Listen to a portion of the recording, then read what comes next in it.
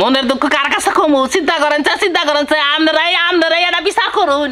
আমি কি কোন আনে হ্যান্ডসাম কম কি আমি কি কোন আনে হ্যান্ডসাম কম? ভাই কিস্তি দেন। কে কিস্তি দেবো? অযথ কিস্তি দেন তাড়াতাড়ি। আপনাদের বাড়িতে আপনাদের এসে কাউরেই পাওয়া যায় না, না আপনার বউরে পাওয়া যায় না আপনারে পাওয়া যায়। আজকে তো শুনাইলাম আপনার বউ নাকি অন্যজনের হাত ধরে বাইকে গেছে গা। ভাগবই তো। এমন পুরুষের বউ থাকারছে না থাকা মেলা ভালো, এই জন্য তো মহিলাটা ভাগছে। ভাগছে ভালো করছে। টাকা দেন। কার কাছে? আজব তো। কার কাছে মানে? আমনে কিস্তিটা কার আমার কাছে চান? তো কার কাছে চামো? আমি কে কিস্তি দেবো? এখানে দিতে কোনো মানুষ আছে? আমি কি কিস্তি দেবো আপনাদের? কেন আপনার ওয়াইফ যে গিয়া কিস্তি তুলে নিয়ে আসলো আপনাকে নাকি কি কিনে দিবে? তখন আচ্ছা টাকাটা তাহলে কার নামে দিচ্ছেন আপনি? আপনার ওয়াইফের নামে। তাহলে আমার ওয়াইফের কাছ থেকে নেন গা।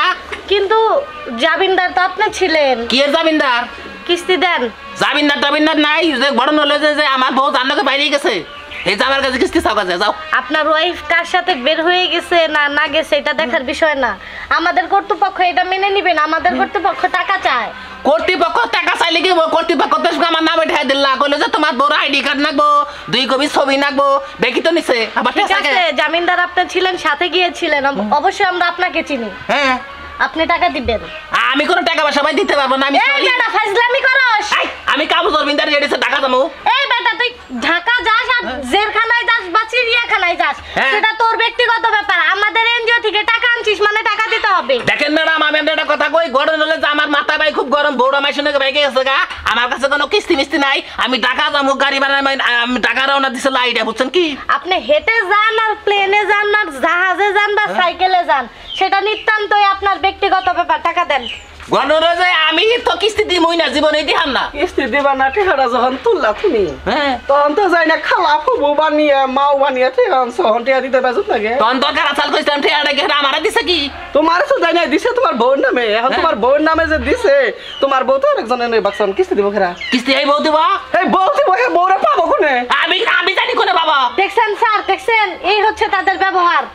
আমারে স্যার কইলেন আপনি জীবনে প্রথম একটা মানুষের মুখে স্যার। এটা স্যার না তো এটা আরেক ব্যাংকের কিস্তি আলা।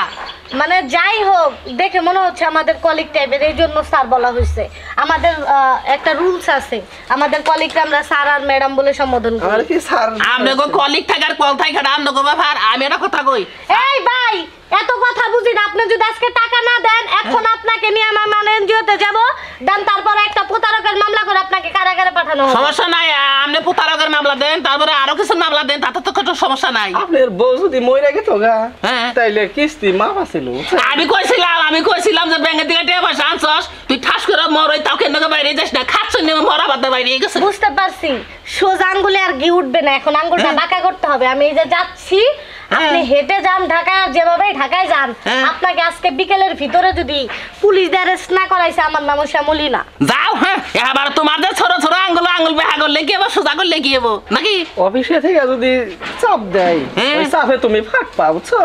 এনে ঘটনা হয়েছে কি এখন তুমি পলাও বউ বাগছে তুমিও বাগতাই কিস্তি মাপ বাঘ মুই তো তাই চিন্তা করতেছি মনে করেন যে চাপ পড়লো কামাবো না ঠাড়া বললো কামাবো না বউ গেছে বাইকে কিস্তি দেবো কারা।